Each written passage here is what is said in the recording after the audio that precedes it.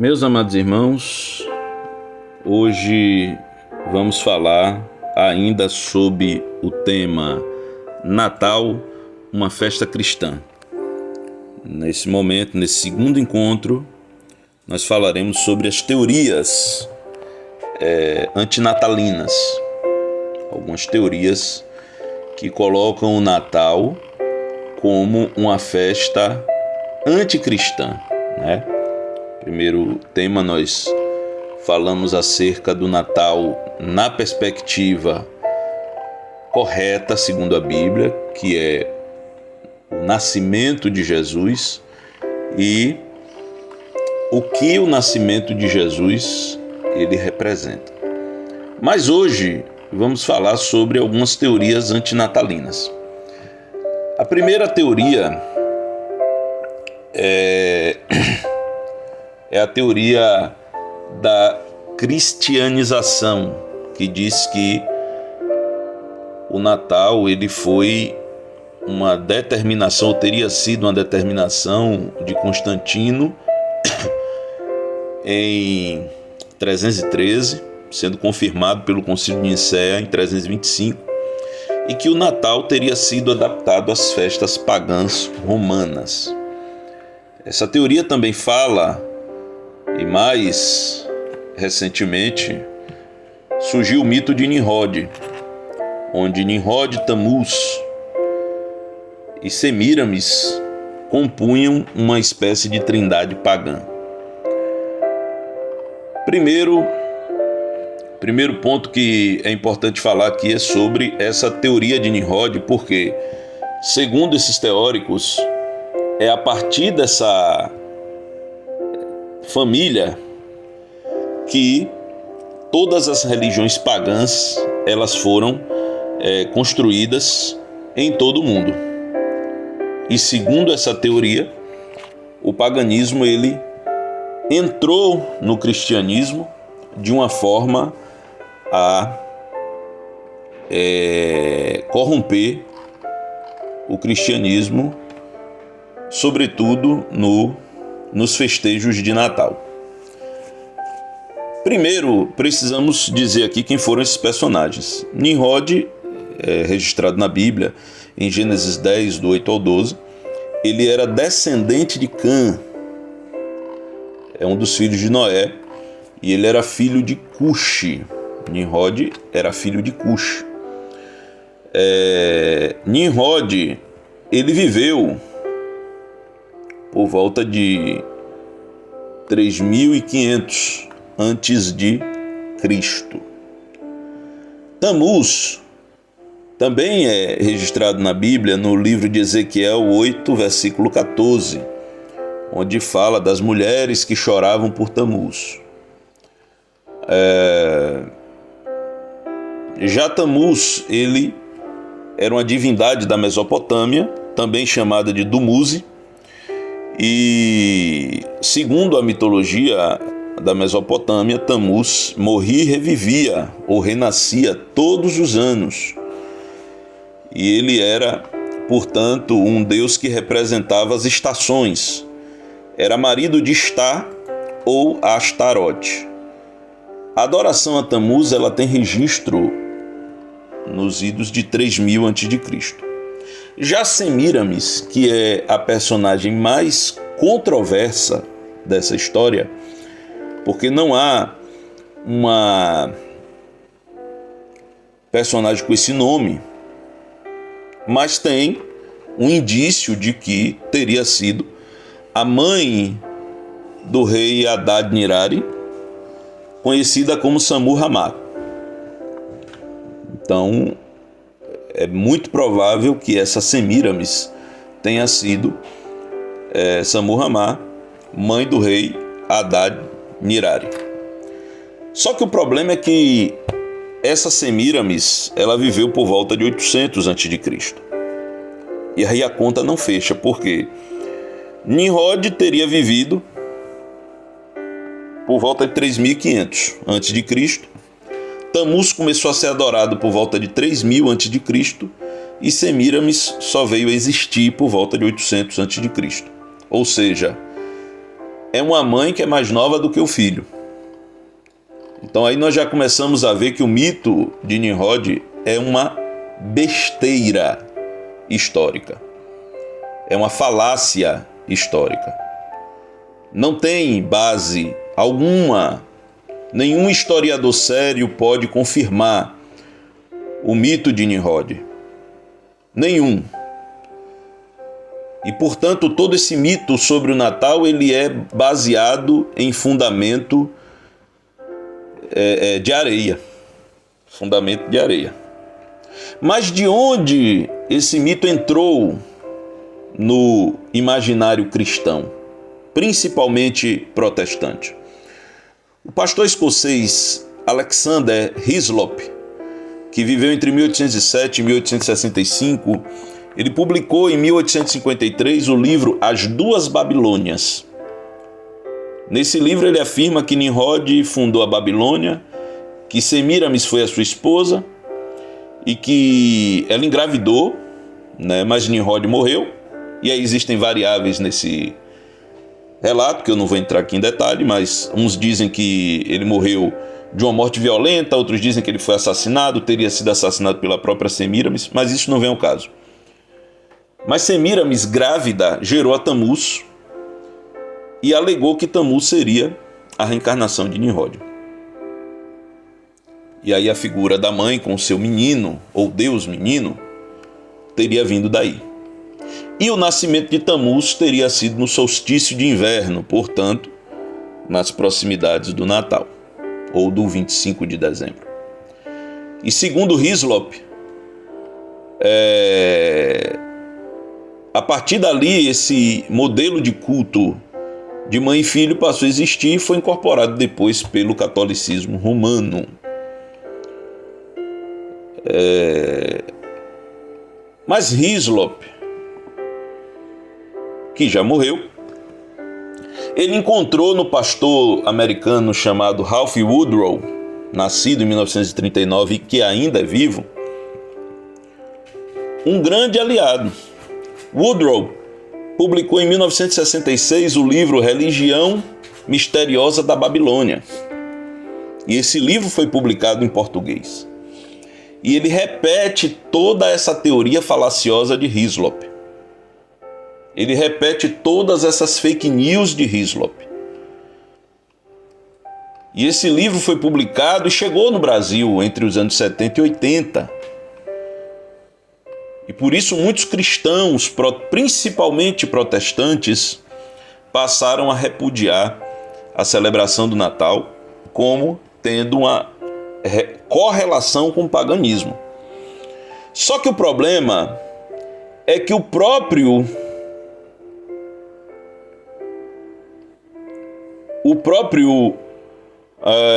Woodrow, depois tendo sido confrontado por historiadores, ele se aprofundou nas suas pesquisas e percebeu que estava espalhando uma grande mentira.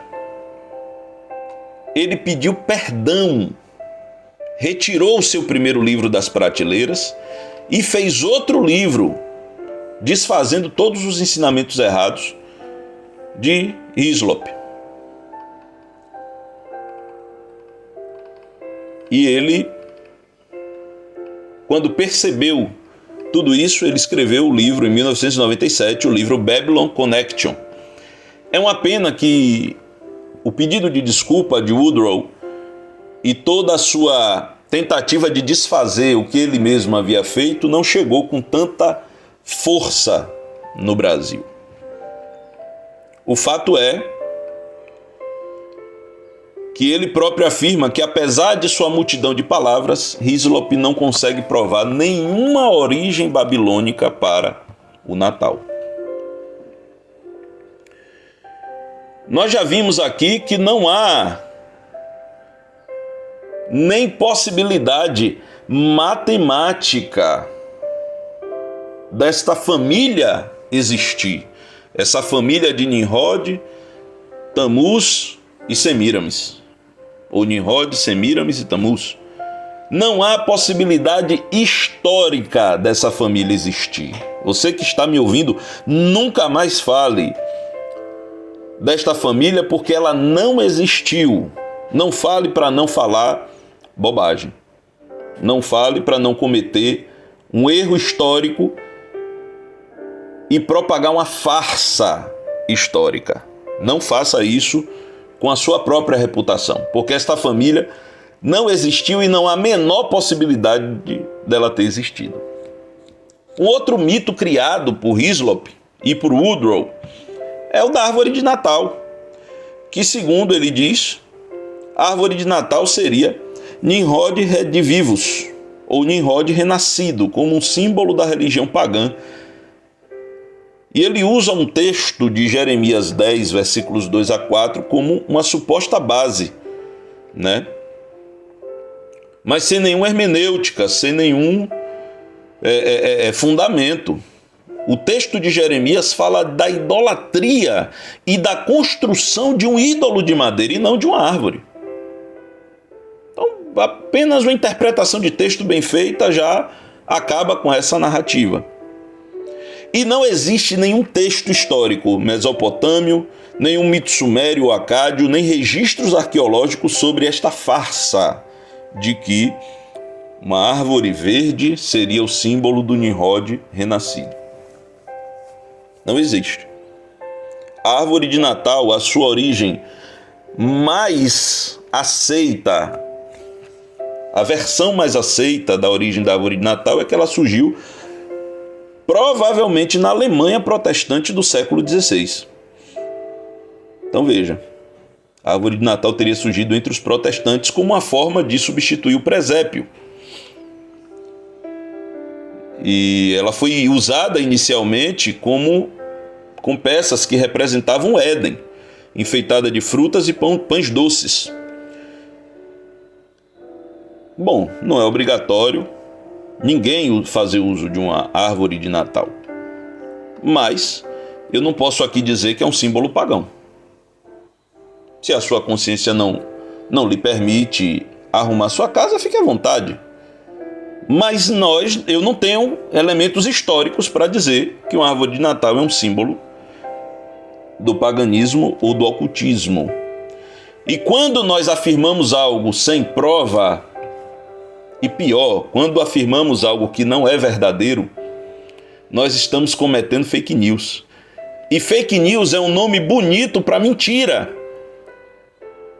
E mentira é coisa do diabo, porque Jesus disse em João 8,44 que ele é mentiroso e pai da mentira.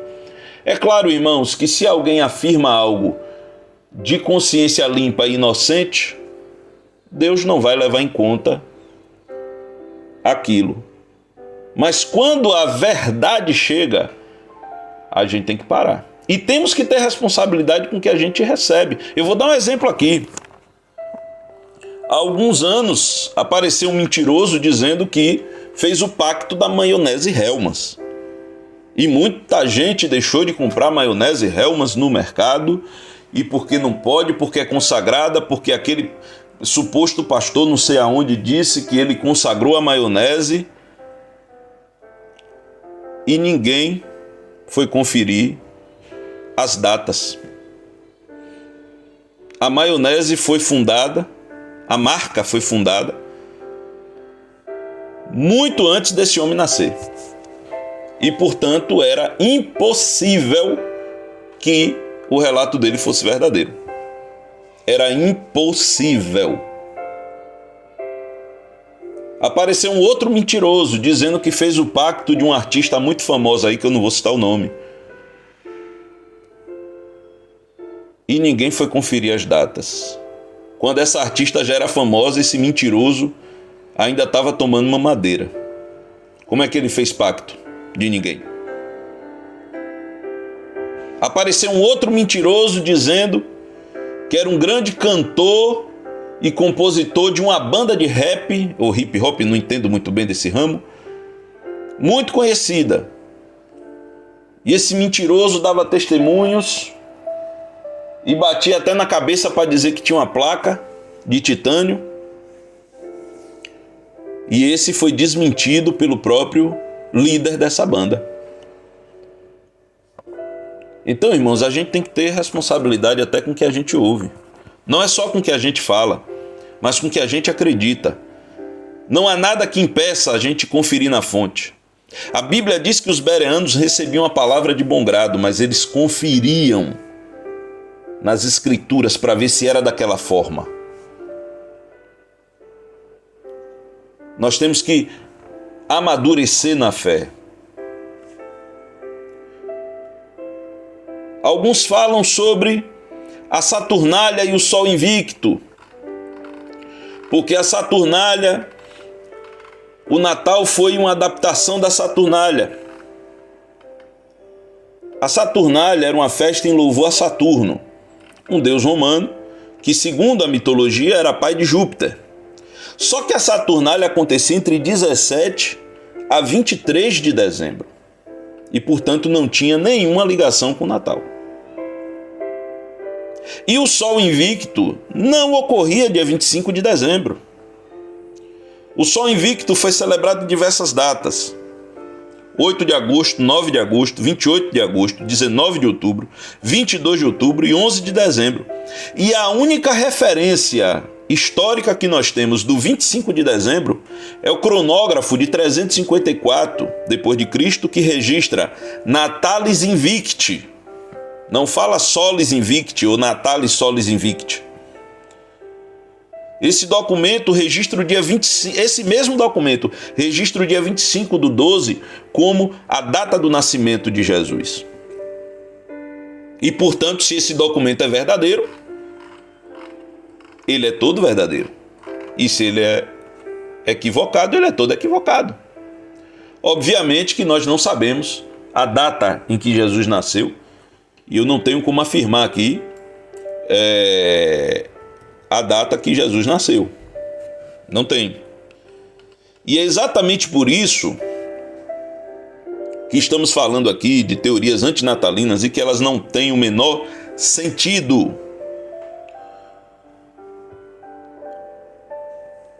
A festa realizada no dia 25 do 12 em 354, segundo alguns historiadores, não teria ocorrido, ou não ocorreu, por assim dizer, em louvor ao Sol invicto por um detalhe. Houve corrida de cavalos, de bigas, né? Aqueles cavalos com aquelas carruagens, e o total de competidores era 30. E segundo esses historiadores, quando a festa de louvor ao Sol teria que ser múltiplo de 12. E 30 não é múltiplo de 12. Costumava ser 36. O que é que eu quero dizer com isso? Eu quero dizer que não há provas históricas de que o Natal foi uma aglutinação da Saturnália e do Sol invicto. Não há provas. A Saturnália era festejada entre os dias 17 e 23. Nada tendo a ver com 25. E o Sol invicto não era celebrado dia 25.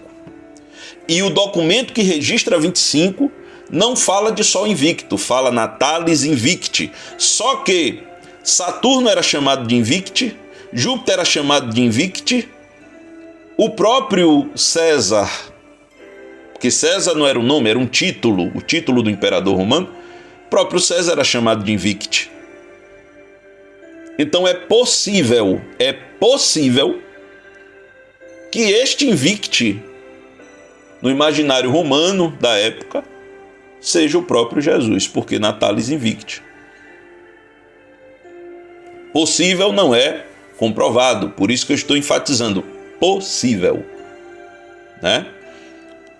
O fato é que este documento, o cronógrafo de 354, ele registra o nascimento de Jesus. Ele diz assim no seu texto que o Senhor Jesus Cristo nasceu 8 dias antes das calendas de janeiro, no dia da lua de Vênus 15. 8 dias antes das calendas, ou seja, do dia 1º de janeiro, é 25 de dezembro, né?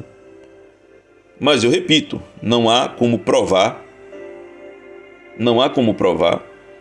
que Jesus nasceu no dia 25. Mas por que o dia 25 é celebrado entre os cristãos desde sempre?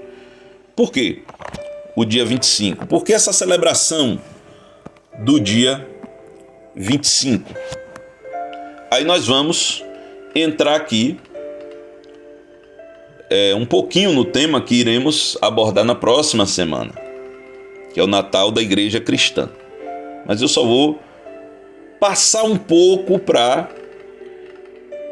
que não fique perdida essa pergunta. Essa data de 25, porque a igreja já celebrava, eu vou dar detalhes na próxima sexta-feira, mas a igreja já celebrava o nascimento de Jesus em datas especulativas, como 20 de abril, 17 de novembro, 28 de março e 25 de dezembro. Então haviam datas especulativas em que a igreja celebrava o nascimento de Jesus. Mas existe uma teoria do cálculo. E essa teoria do cálculo, onde o historiador Sexto Júlio Africano, ele escreveu uma coleção de 5 livros chamada Cronografias. Infelizmente essa coleção foi perdida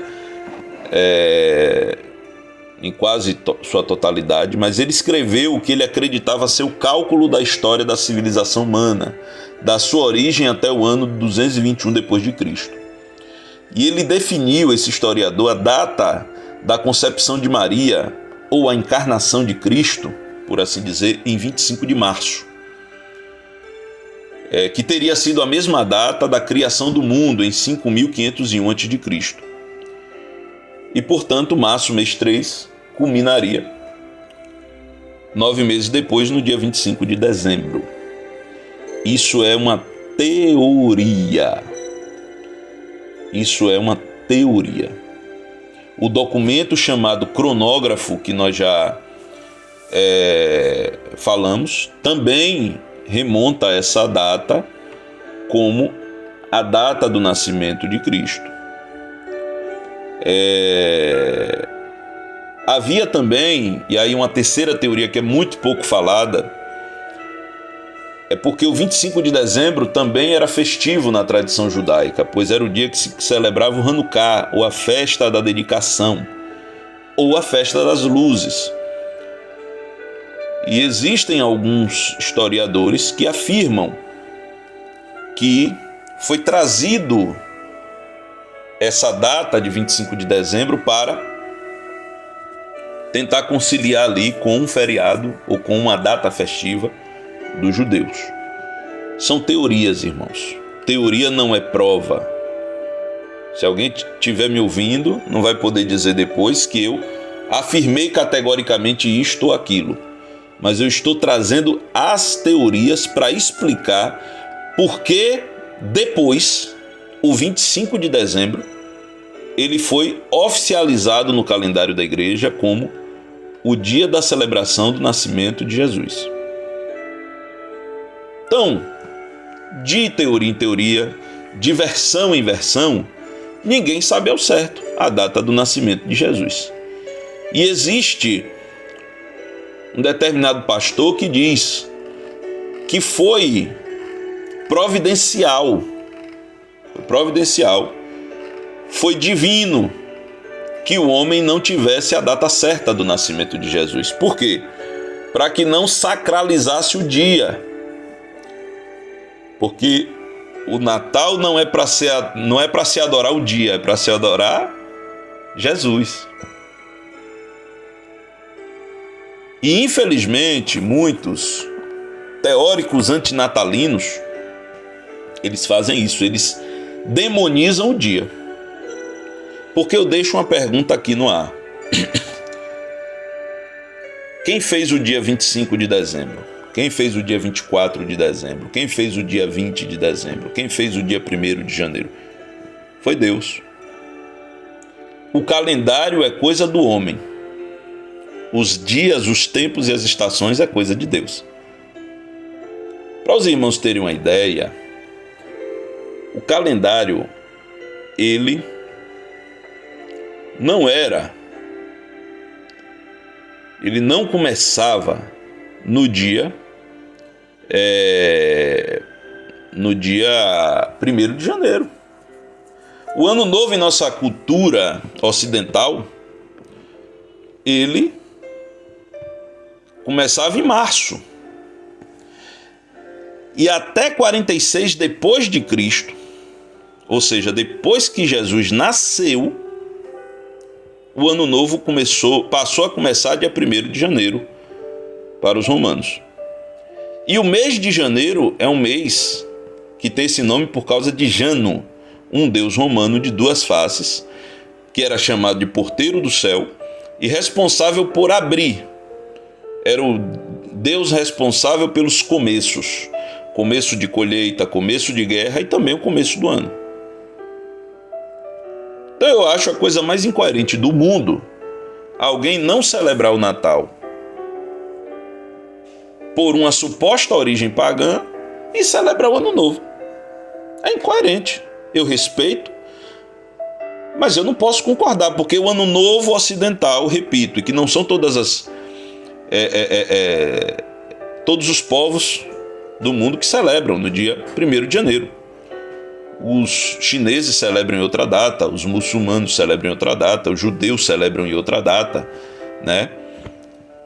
E por aí vai. Mas nós, ocidentais, celebramos no dia 1º de janeiro. E a origem foi uma origem pagã.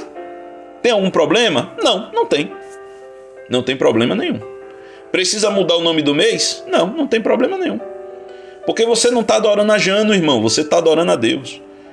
Quando a sua igreja marca a vigília de Ano Novo, quando a sua igreja marca o culto até meia-noite e você vira o ano de joelho, você está adorando a Deus com seu coração sincero. Mas é incoerente alguém não celebrar o Natal e celebrar o Ano Novo. É incoerente. Por quê? Porque se você tem um critério muito claro, muito definido, então vá até o fim, meu irmão. Vá até o fim. Este que vos fala celebra o Natal e, portanto, tem toda a liberdade de celebrar o Ano Novo de forma coerente. Os aniversários também não são uma invenção do povo judeu nem do povo cristão. Quem celebrava aniversário eram outros povos, inclusive com bolo e troca de presentes. Então, se você não quer celebrar o Natal por causa de um suposto paganismo, vá até o fim. E não celebre o Ano Novo e não celebre aniversário. Eu vou celebrar Ano Novo e aniversário. E se alguém quiser me dar um presente, já passou, mas para o ano eu aviso quando estiver perto. O fato é que o Ano Novo, na concepção ocidental, ele teve início, porque janeiro e fevereiro não existiam como meses, depois passaram a existir lá no final do calendário. Ou alguém nunca percebeu que o mês 9 tem o nome setembro. Setembro é 7, mas 7 virou 9. Outubro é 10, novembro é 11 e dezembro é 12. Por quê? Porque janeiro e fevereiro foram passados para o início do ano e os outros meses empurrados para frente. E Júlio César determinou que agora, primeiro do ano, é o mês de janeiro. Mas nós não temos nada com Jano, não temos nada com Júlio César, não temos nada com romanos. Mas ficou essa convenção. O Ano Novo poderia ser qualquer dia, porque todos os dias a Terra chega num ponto na sua translação, ou seja, na volta que ela faz ao redor do Sol. Todos os dias ela chega num ponto em que ela estava há um ano atrás. E, portanto, qualquer dia do calendário poderia ser Ano Novo. Mas convencionou-se que é 1º de janeiro. Qual é o problema? Aí eu vou repetir a minha pergunta em relação ao Natal. Quem fez o calendário? Os homens. Mas quem fez o dia? Deus. Todo dia é dia de adorar a Deus. E na próxima semana vamos falar detalhadamente como foi construído o Natal da igreja cristã. Vamos falar detalhadamente. Vamos falar que o Natal ele precede, a celebração natalina, ela é anterior à organização da igreja cristã, seja católica, que ela vem como instituição lá nos idos do quarto século, sejam as igrejas protestantes que vêm a partir da Reforma. Mas a igreja cristã, ela já celebrava o nascimento de Jesus antes desses momentos. E não há nada de pagão na origem da celebração de Cristo. Claro que, e aí vamos falar também na próxima semana, os cuidados que devemos ter para não incorporar elementos mundanos, elementos de idolatria e um sentimento errado sobre a data. Mas, meu irmão, se você celebra Cristo, um Feliz Natal para você e que Deus te abençoe profundamente, em nome de Jesus.